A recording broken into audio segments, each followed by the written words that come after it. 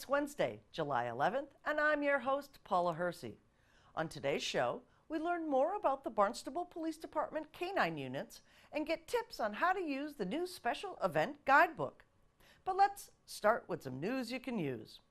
A Board of Health Tobacco Nicotine Secondhand Smoke Workshop will be held on Thursday, July 12th at 3 p.m. at Barnstable Town Hall, second floor hearing room.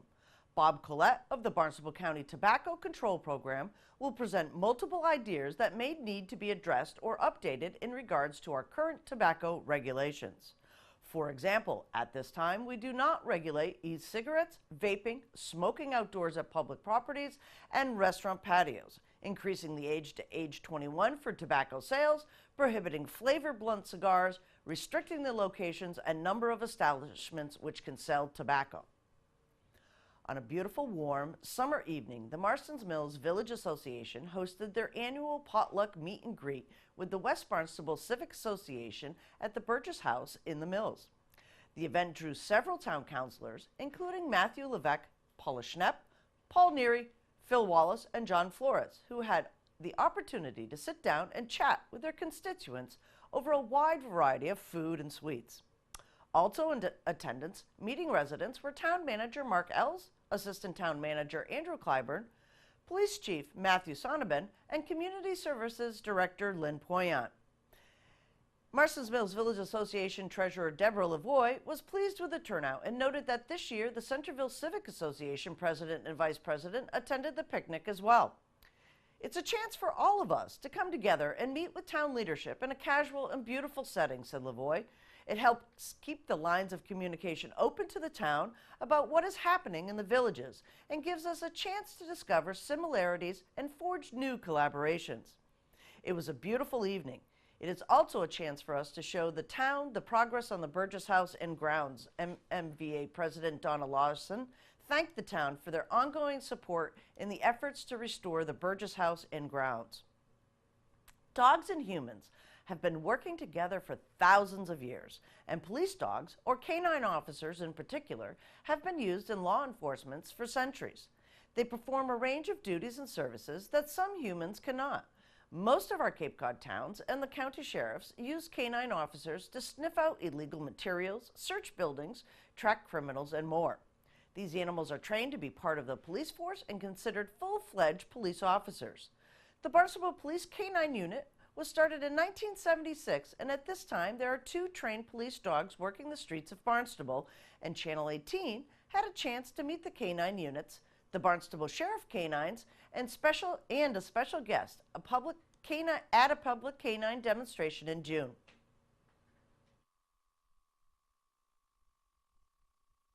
We love doing these types of things. It's special for us to be down here in our hometown, get to showcase kind of what our dogs do, and let the public kind of interact with us and see what the dogs do. So we're happy to come to all these demos.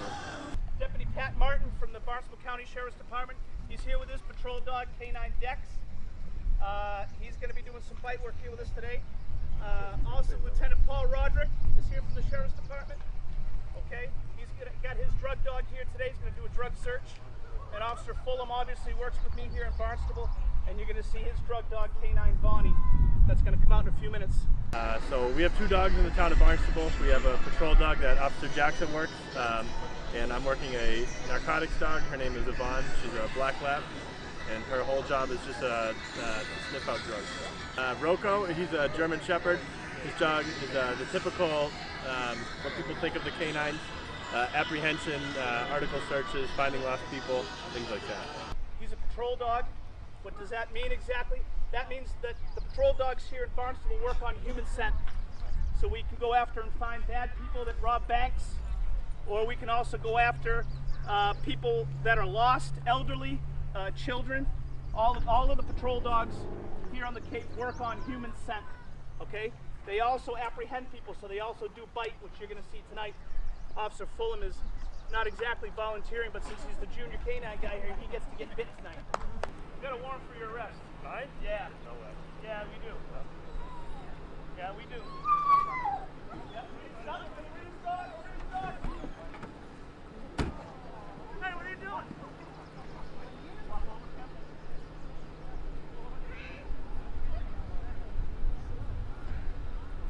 same fraction when he tells him to stop, the dog needs to stop. So at the very end here, it will remain healthy.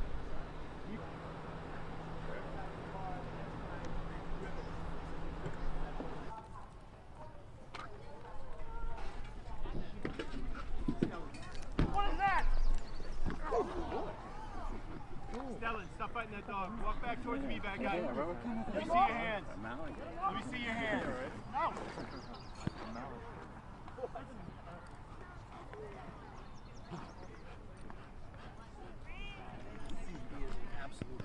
So you'll see he'll stay exactly there. And unless Kevin was to give him some sort of pain from a leg or from a strike, he wouldn't move. And he's applying the pressure the whole time. You notice Pat saying stop running, we'll see the... Before my time, it was a different system, but what we do up here, it's all positive reward, it's all food-based. So the dog's not corrected into working, but it's rewarded into working. And we use food as a motivator for that. Well, as Officer Jackson said, today you're going to see two parts, the patrol side and the drug side. So on the drug end of it, you're going to have two dogs. You're going to have Barney that's going to be coming out. We're going to be doing a person search with her. Person search is like, what we do is a lineup. We'd have people come out and the dog would actually go around and sniff the free, we call it free air, because nobody owns the air around you. So the dog's going to detect narcotic odor. And when the dog will find it, it's going to sit, it's going to nose touch, and it's passively indicating, which means the dog's going to use his nose, not going to use their paws or their feet to try to get at it, or their teeth. It's not real live. Basically, I'll let you guys watch this, we'll talk right after. Uh-oh, looks like we had a problem. These aren't my pants. Those not your pants, sir? Alright. I think Chief Sonderman, you might have to have patrol come down here and take this gentleman away, because apparently Vonnie did her job, what she came out here for. Kev's going to go right back to the line. So as you saw when she came through and sat and nose touched, basically indicated to exactly where that narcotic odor was. And Kev comes down and Kev pinpoints through her nose and feeds. So every time Vonnie touches, brings Kevin back in. So Kevin's doing like a dance with Vonnie. So Vonnie thinks every time she touches a certain spot with Kev that they're doing a dance, so it's bringing Kev into her. So the food pouch you see Kev right here, it's almost like feeding the dog filet mignon. So every time that dog touches that narcotic odor, Kevin has to come down and step into her, feed from that precise spot, because exactly where the needle in the haystack comes from, she's not going to go all over Randy. This is Randy, one of our friends, by the way, so Randy's a good guy. So she's not going to detail Randy all over the place, so it'd be an intrusive kind of a canine sniff. She's going to find the odor and pinpoint it. So she's going to come in just like Kev just did, and she's going to tell him, hey Dad, it's right here. It's exactly in his right pocket, cargo low, and she's going to nose touch and indicate. Same thing she'd do on a backpack. We do some of the fast boat ferries, some of the planes. We do people, like if you're walking and you're going through a terminal, whether you have a bag on your back or you're carrying something in your pockets, dogs are trained to follow the odor back to the source. So that's why Kev came back and did the rest of the people, and then basically let Vonnie off lead, and Vonnie comes back in and indicates exactly where that narcotic odor is. So on our end, the dogs, as in true form of what they find, it's exactly what it is. We can't make any of our dogs lie to say the drugs are on her, the drugs are on him, because somebody thought they saw what they thought they saw. If the dog doesn't indicate, there's nothing there. There's no odor, there's no drugs. And this is the exact reaction that we get if there's narcotic odor present on a person, in a bag. And you're gonna see on my end, when I bring out Diesel, we're gonna do a package search, like if we would do something in schools or in the postal annexes, that how quickly the dogs will indicate and find the odor. There you go, bud.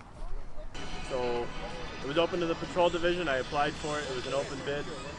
I got selected and then got my dog and went to school with the dog. I did not grow up with dogs. My wife and I got a dog first, and now we have two dogs because we have Yvonne and we have another dog at home. Every day that we go and work. So what I'm going to do is I'm going to go around and I'm going to let Diesel smell all the bags that he has to do. And as Diesel's will indicate in this bag here, this is the bag that he likes. Basically we call this like a cursory scan. So he basically got the bag that he wanted to get, he brings me into him. I gotta keep coming down, and then we feed him from the source. So that means that every time he nose touches, I gotta come down. So he thinks that he's making me come down to him because he's making Dad proud and Dad happy. That he found this narcotic odor out of all these bags, and everybody that's here, that he's smelling all the odors. So he's basically getting the reward that he's getting, which is basically just, you can Uber, that you can feed your dog at home, but he thinks for him, this is like filet mignon. So this is like the best thing that he's getting, because I got to hand feed him out of the pouch. So every time he nose touches, and he goes down to touch with his nose, and he's passively indicating that odor, he's making me come to him, and he's telling me, hey Dad, this is where the odor is. So we always say that, in the drug end of it, if he could drive, I'd be out of a job. Because like me and Kev, we're basically the dopes and the ropes, so that the dog actually does what they do. We don't really find the drugs, because his nose is like 15 times stronger than our nose is, so he's basically smelling everything and everything that's out here, and with the wind that's blowing around, he's indicating the one odor that's in this bag and coming down and getting his reward. So again, we got to play this game every day for him to do what he's doing right now. Good boy, bud. So whether we have the collar on or the collar off, and Diesel just turned a year old. So Diesel's like our youngest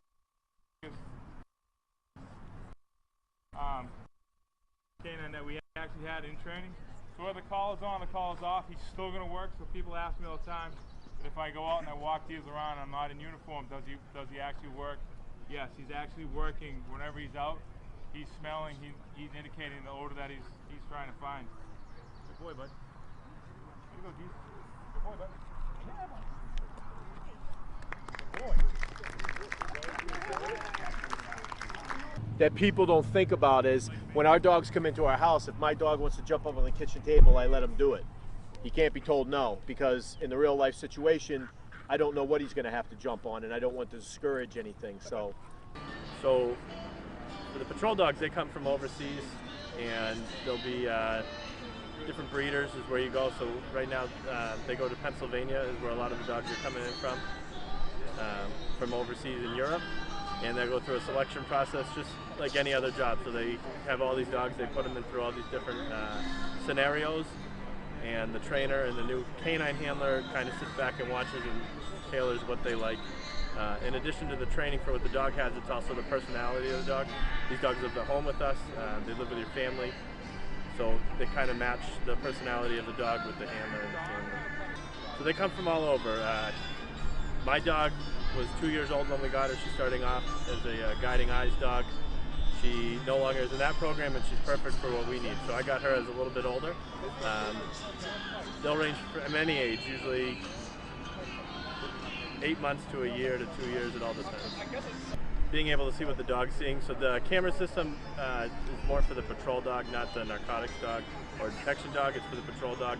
It allows the handler to see kind of first eyes of what the dog's seeing. Obviously, in certain situations, you're going to send the dog in first to try to find the suspect, or so having a camera allows people to have eyes into that house and see what the dog's seeing before you're actually sending a human being into those environments. Monumental. So the new camera system that we're in the process of purchasing too, because we have a canine opening. So we want 2 cameras for the 2 patrol dogs in addition to Rocco, but the new one coming in.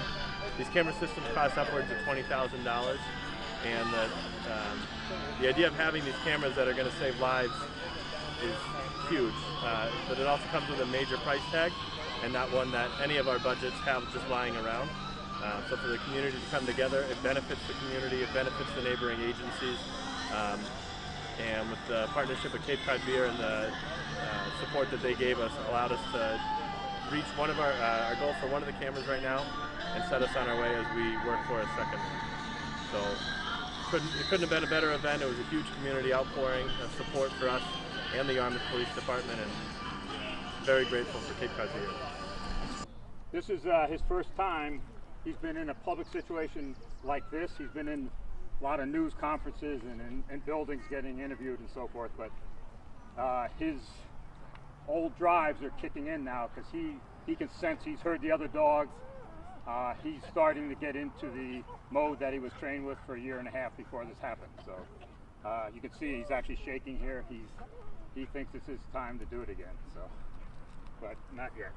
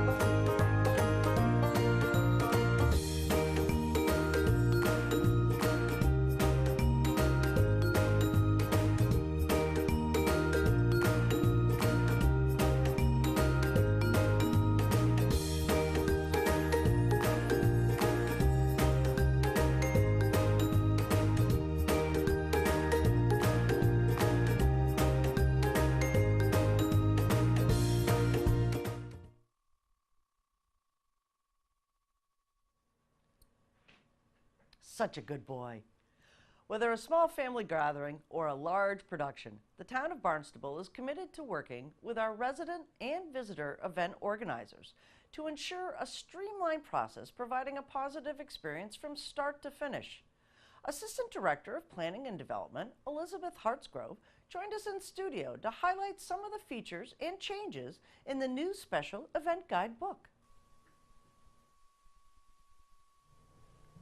Special Events here in the town of Barnstable has a new guidebook that is so easy to use and will help you plan your special event on town property. With us today, Elizabeth Hartsgrove, Assistant Director of Planning and Development, who's going to go through the guidebook with us. Hi. Hi, how are you? I'm well. Great. So there's some things that have always been here as how to do an event on town property. Yep. And that's what we're really dealing with today is town property events. Yes.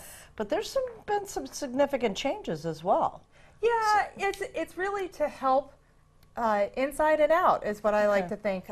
Internally, externally. So, you know, I'm the type of person that likes to look at things and grab statistics and get feedback and stuff and then see if we can change it and make it better, more efficient, present well, and just make it a little bit easier for people. And again, internally and externally for everybody.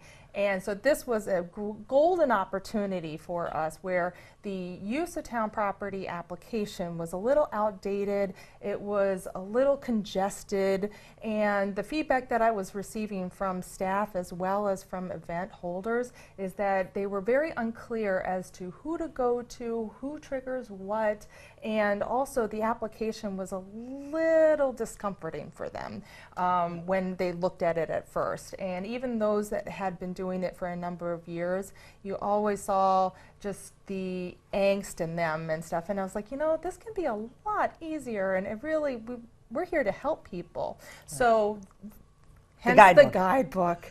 So, and it is a one-stop shop of assisting people with understanding that certain town properties are managed by different departments, and that they should be going to those departments for assistance. And then with other town properties such as the Hyannis Village Green or Asselton Park, those or road races, those start with like the town manager's office, and then also the enhancements of what we're calling now the permits of like if you're going to add food, if you're going to add entertainment or even alcohol now, things like that. Those we call enhancements. You're enhancing your event, and those trigger different types of departments. And so now we have contact information in the guidebook to be able to assist people through the process and answer any questions before they even turn in an application or even before they even start filling out the paperwork, so they can understand all the nuances. Okay, so let's just back up a few seconds and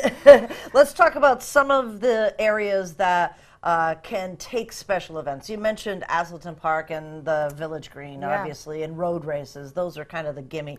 But there's other places here in town that are like fantastic for different types of events. Yeah, we have a new one that was just redeveloped. It's not really new, but it's just redeveloped and enhanced. The Harbor Overlook that has the 3 new artist shanties. It has actually a beautiful brick walkway, and it overlooks all of the harbor. It's gorgeous. It's stunning. So that actually is incorporated with the new beer and wine being allowed on the use of town property. Okay. So you can have a smaller event or adding to the Village Green or Asselton Park, so you could have multiple events in one day at different locations. So that's one. The High Arts Campus has now been incorporated, and things like that. Places like that, we've noticed that we've had a lot of interest. Right, Burgess Park and Burgess House has just been redeveloped as well, so that's a really nice place. Yeah, and local places in Osterville or even Barnstable Village, there's a lot of them, and the town manager's office is able to assist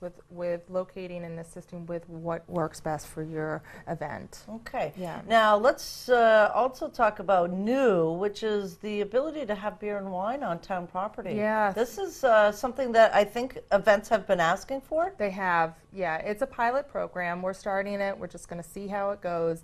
But it is available now on the Village Green at the Harbor Overlook and also at the High Arts Campus. Okay. So we're keeping it very minimal and seeing how internally and externally the feedback is and what we need to tweak and if it's working or not. So. But we're very excited. We've had, I'm working already now with 2 events and incorporating beer into their events. So yeah, we're going full force with it. And I think, people, I want to have an event somewhere on town property, and like you said, there's different places, so if you're going to, have a wedding out at Sandy Neck, you've got to go through natural resources and talk to those folks. Yep.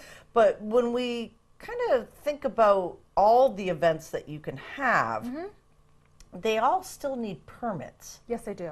And permitting for specific types of things. So this guidebook kind of walks you through all that, because that's a myriad of things that you have to remember. Absolutely. And so hence why I have been tasked to assist and hold people's hands through the process, because like you said, it can get really scary and overwhelming for people when you start adding all of these different types of enhancements, such as a tent, such as even an inflatable, that you want to just consider.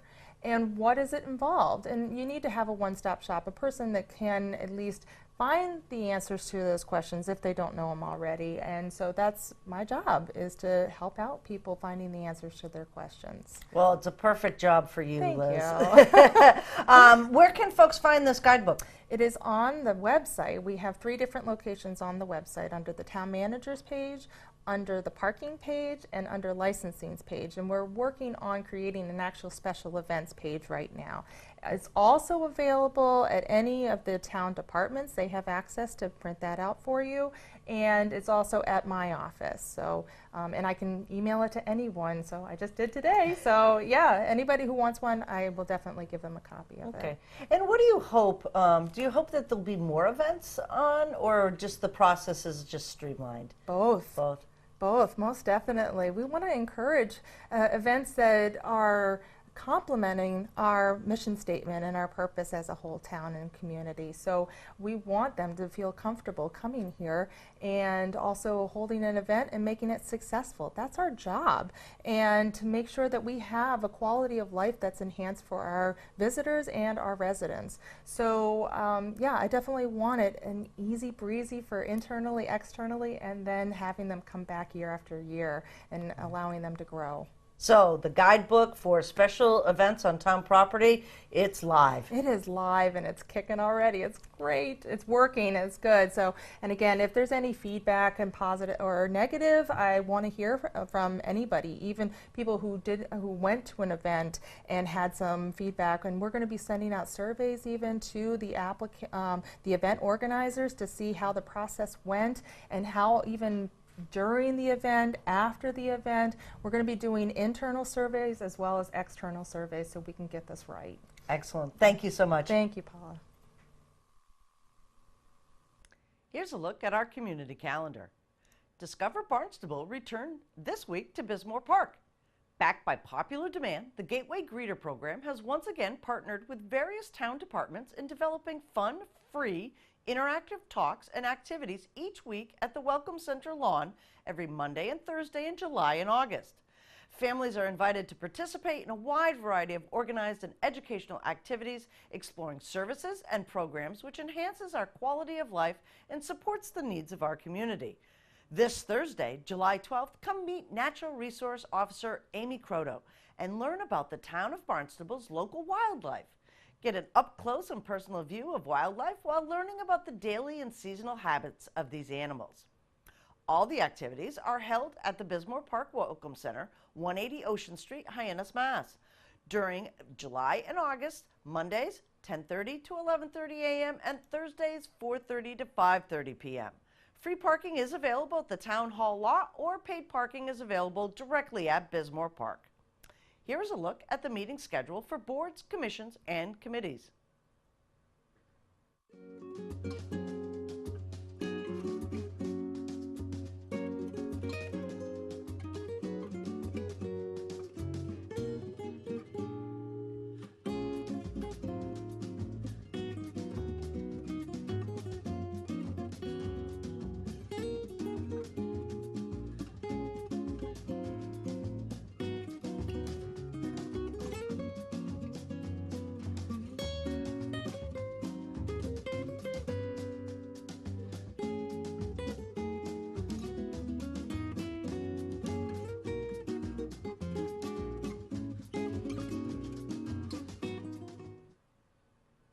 Comments, suggestions, accolades?